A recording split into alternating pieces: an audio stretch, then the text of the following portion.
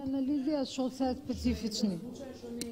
Значи, што се итни анализи, а што се специфични анализи? Дали оние на кои луѓето се навикнати најчесто, не знам, гликоза, тие што ги правиме, дали тие се итни или не се? Итност се поставува според индикацијата. Значи, доколку докторот постави индикација за итност, анализа ќе мора да се направи и тогаш соодветно ќе се упати пациентот на место каде што такви анализи итно и треба да се прават. Нема да се прават анализи кои што сега се прават, а се должат само заради тоа што пациентот дошол за преглед за сосем нешто друго, па ајде да се направи крвна слика или лабораториска анализа. Тоа е огромен трошок за државата. У моментот многу е тешко да се избројат точниот број на биохемиски апарати. Има над 300.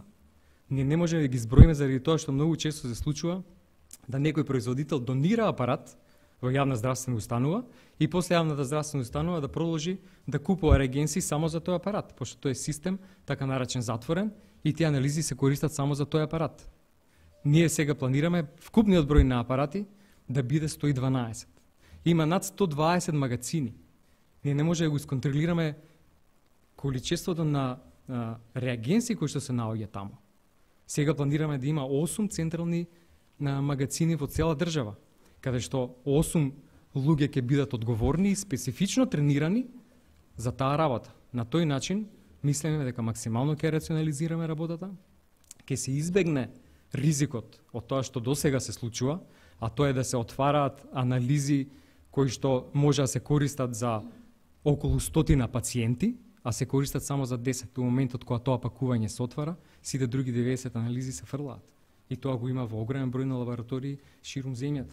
Во помалите места има лаборатории и во болницата, и во здравствениот дом. Тоа е апсолутно неиздржливо.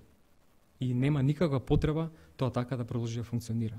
Со ова ќе воведеме рационализација, ќе се подобри системот кон пациентите, заради тоа што у местата каде што нема да има поставено анализи, ќе се собираат анализите и со возило ќе се испраќаат до најблиската лабораторија.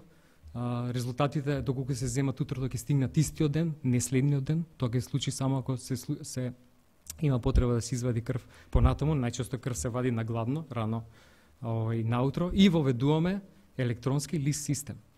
Тој електронски систем ни овозможува да имаме увид на сите анализи кои се направени на било кој апарат во земјата.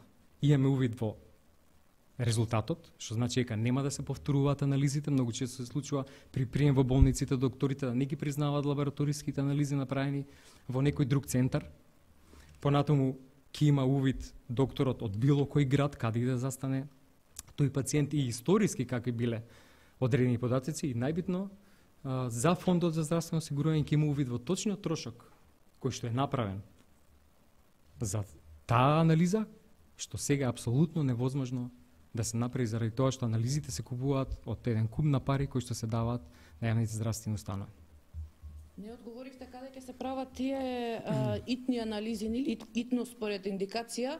Значи, кога ја отидам, матичниот ми е во Карпош и имам итна индикација, кај треба да одам за да ми направат крвна слика, и што е со децава каде што за секоја вакцина, значи лекариве бараат крвна слика, таа е итна, не е итна, колку време треба да чекаме за неа?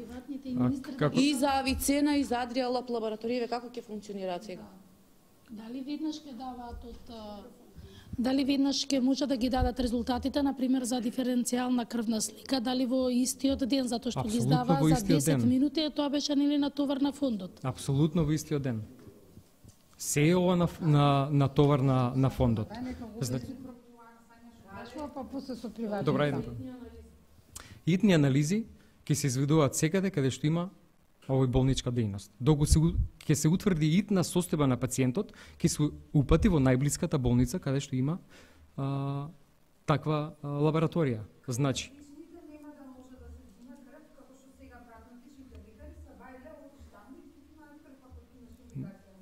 тоа више нема да функционира автоматично така. Апсолутно ќе индицира, меѓутоа крвта ќе биде соодветно транспортирана и ќе се изработи во лабораторијата која што е одговорна за тој регион.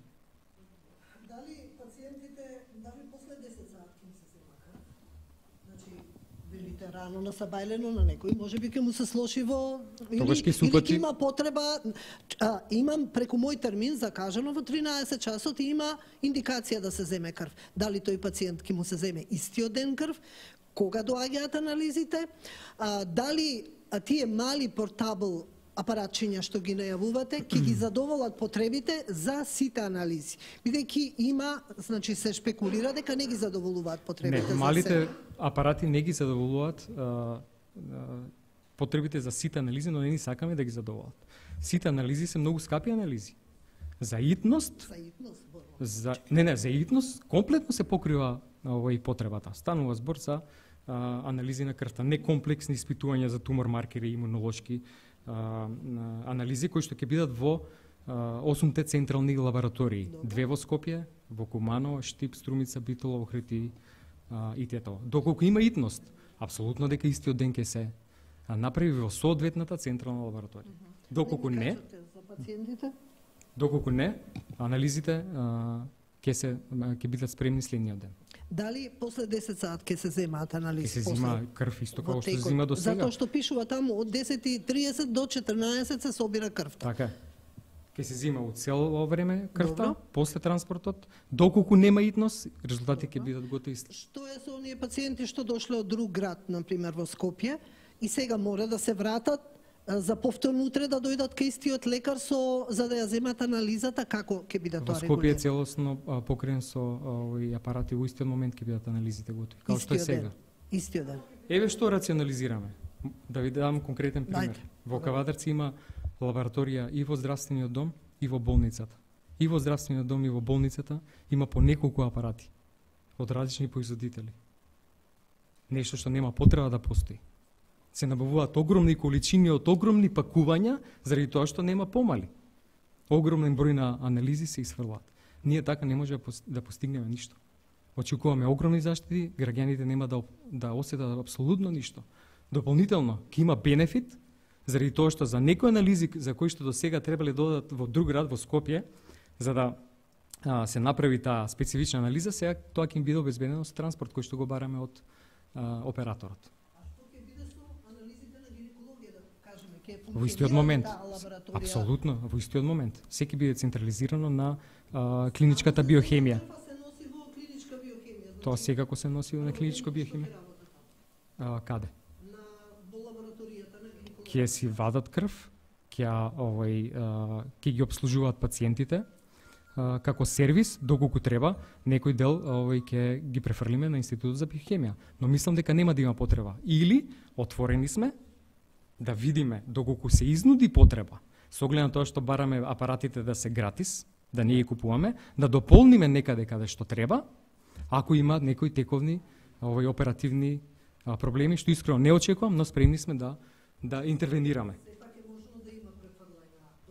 Ако некој се изнуди потреба, доколку некој сака, тоа е еден систем, апсолутно. А апаратите ќе се фрлаат од претходниот тендер? Тоа се апарати кои што на дел од нив веќе им поминува рокот и почнува период во кој што треба да се сервисираат. Со ова бараме бесплатен сервис. Значи имаме ние нови апарати за кои што немаме апсолутно никаков трошок за сервисирање. Значи целиот трошок кој што беше во милионски суми на евра, сега го елиминираме. И дополнително бараме тип на апарати кои што нема никаков трошок во функционирањето што не беше до сега случај. До сегашните апарати има потрошен материјал во самата апаратура кој што исто така кошташе. Ќе видиме дали ќе ги сврлиме, но ќе ги користиме тие за кои што Рековте дека таму кај што има хируршка дејност остануваат лабораториите. Апсолутно. Остануваат ли лабораториите во дел од клиниките што функционираат како ургентни центри, типот токсикологија, инфективна?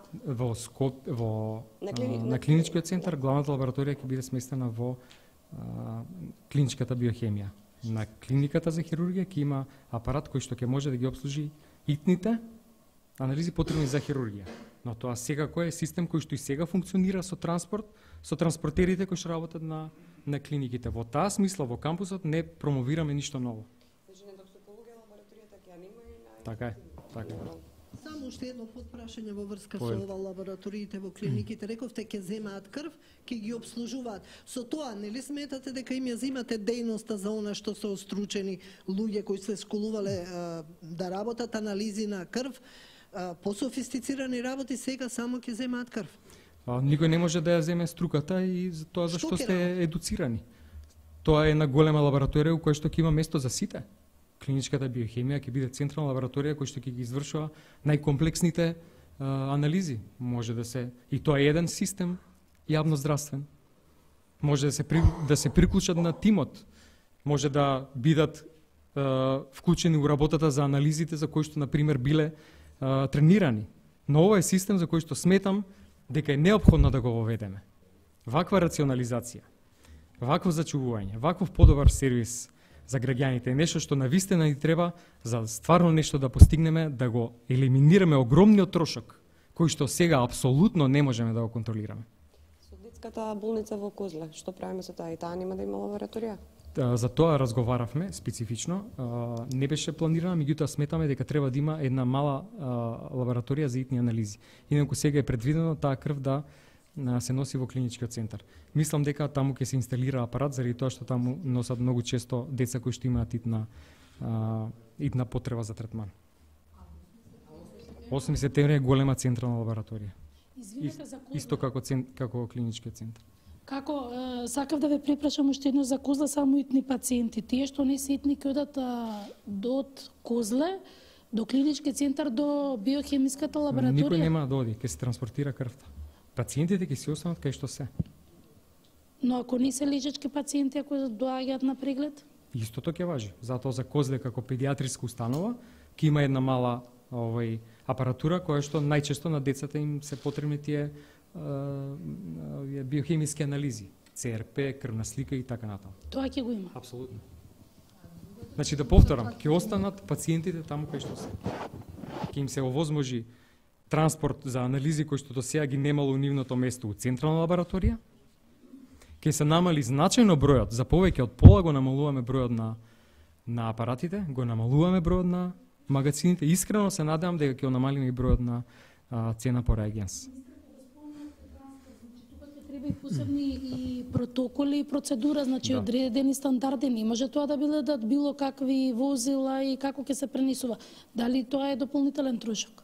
Не, тоа ние го бараме од економскиот оператор, а е точно одреден критериум по гайдлайнс како тоа се прави. Значи тука нема импровизација. И тоа е систем кој што веќе е етаблиран во многу европски земји и во многу држави во Америка. Се е во истото. Не, се е во истото. Значи ние бараме тендер за реагенси. Сето друго го бараме дополнително. Споменавте рационализација на трошоците и анализи во здравствените домови каде што пациентите имаат матични лекари и така натаму.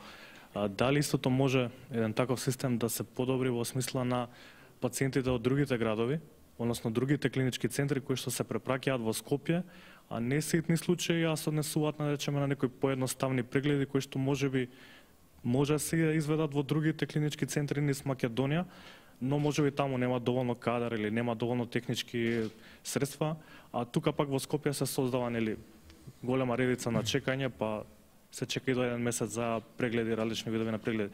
Дали можеби ваков систем може да се примени во тој дел? Има два сегменти во вашето прашање. Прво нешто се однесува на лабораториите, што мислам дека дефинитивно ќе се рационализира затоа што се резултат од лабораториски кој што ќе се направи во било која институција, тој ќе биде достапен преку лист, така наречен систем, електронски, у било која друга институција и да се префрли пациентот. Во однос на другиот дел на прашањето за типот на здравствена услуга која што се пружа во дадена установа, ние формиравме комисии, заврши посетата на клиничката болница во Штип, следи на посета на болницата во Битола и во Тетово, значи у сите клинички болници, каде што комисија од еминентни стручњаци прават анализа на тоа каква е опременоста, какви се условите, колку е спремен кадрот, за кои се интервенции се спремни да ги изведат. Врз основа на тоа ќе направиме патики за сите пациенти. Која диагноза, каде треба да се третира, дали може во локалниот центар или мора да се препраќа во Скопје. споменавте клиничкиот центар во Штип, до каде е изградбата и нели договорот со тендерот што е за изградба на клиничката? Тоа е процес кој што се одвива, последните неколку месеци беше значајно успорен, имаше по само неколку работници на терен, во неколку наврати се сретнавме и со изведувачот и со подизведувачите. Минатата недела веќе имаше поголем број на работници на терен, негде околу 100, во постојана комуникација се луѓето од проектната единица и со изведувачите, а тоа е на грчка компанија, и со подизведувачите, тоа е компанијата Бетон Штип, и мислам дека ако продолжи вака со оваа динамика, дека ќе се запази предвидената динамика на изведување на зградата. Уште еднаш за лабораториите, кај матичните лекари, дел од матичните лекари што имаат свои лаборатории. Дали нивните ќе функционираат со оглед на тоа? Исто ќе се. Меѓутоа, кај ќе се прави анализата, кај нив или на клиничка биохимија, во Скопје конкретно? Ќе се прави дел во 8 септември, дел во клиничка биохимија.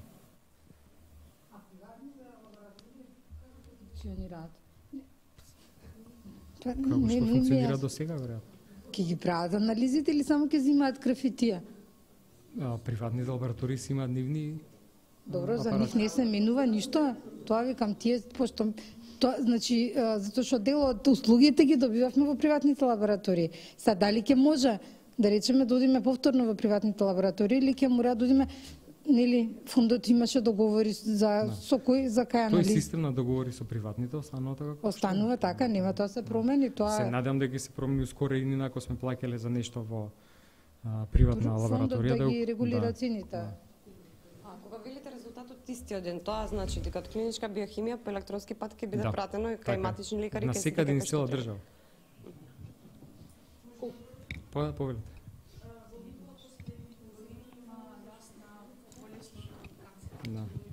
Канцер, особено деца. Дали ќе преземате нешто за тоа? И друго прашање е дали сте биле во Кичево да ја посетите новата болница, бидејќи последните информации зборува дека почнале некои работи да се крадат таму, како тип гипс табли и не знам други работи. Во Кичево бев пред 2 месеци и сега започнуваме постапката за распишување на тендер за изведба на втората фаза на болницата. Таму е завршена карабината. Бевме на лице место заедно со директорката на болницата, изгледа сосем солидна зграда која што целосно може да го преземе капацитетот на постоечката болница која што е стварно во лоша состојба во однос на малигните заболувања. Ние сме во комуникација и направивме неколку состаноци со одговорните луѓе од Европската комисија за во делот на истражувачкиот центар кој што се занимава со малигни болести и со ретки болести. И со Атомската агенција од Виена, која што има експертиза за малигни болести. Очекуваме експертска мисија. За жал не може да ја соберат екипата и тоа да биде пред летото. Таа екипа од стручњаци ќе дојде во септември и заедно со нашите експерти од областа на онкологијата ќе направат еден пресек на тоа каква е состојбата на целокупниот систем на третман на онколошки пациенти кај нас, од дијагноза, лекување, тип на лекови, тип на зрачење и така натаму. Ќе ни помогнат да го воспоставиме регистарот кој што од нас го бара Европската комисија. Ние сме веќе при крај со изготвување на регистарот за ретки болести. До крајот на јуни тоа ќе биде еден посебен модул во системот на Мој термин, а со оваа помош од Европската комисија од Атомската агенција од Виена ќе продолжиме со градење на регистарот за малигни болести. Како болничките, така и во населението анализи. Прилично сум сигурен дека ќе извлечеме многу податоци, ќе искористиме нивната експертиза и ќе знаеме нешто повеќе од тоа што знаеме сега, зашто некои работи не се случуваат, но и секако како да го подобриме третманот на овие пациенти.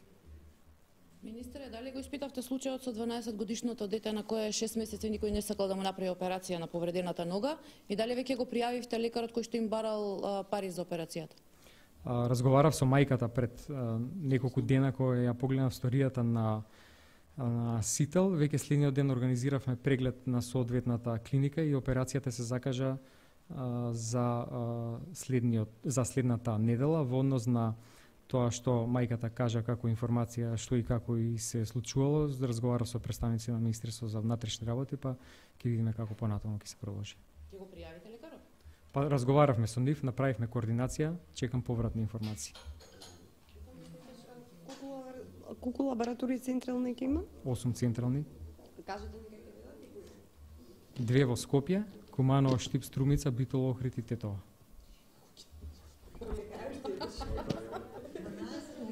Куманово, Штип, 8, доволно е 8. Да, 8 е доволно. а материјалче? Куманово, Штип, Тетова, Битола, Охрид и Струмица. Ништо материјалче немате? Тоа е тоа, колеги. Фала ви.